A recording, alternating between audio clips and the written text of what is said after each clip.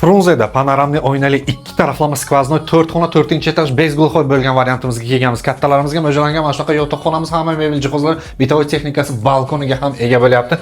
Asosiy kiraverish eshigimiz chiroy prixoji. Bu yerda dekoratsiyani qaranglar, tit bilan qilingan skvoznoy planirovkadagi bu uyimiz 113 kvadrat maydonga ega bo'lyapti. Bolalarimizga mo'ljallangan yotoqxona, tashqaridan oynasi bor, mebel jihozlarini tayyorlab qo'yganlar. Sanuzollarimizni ham ko'rsatib o'tamiz. Razdelni bo'lyapti, keng ishlam mana shunaqa oshxonamiz. Patologigacha mebel jihozlarini qilganlar, yangi dokument hujjatlari bor. Bu sanuzolimizni qaranglar, chiroyli mana shunaqa hamma narsasi bor. Dushovoy kabinasiga bitta alohida baho berasizlar, alohida yana unitas qismi ham bor.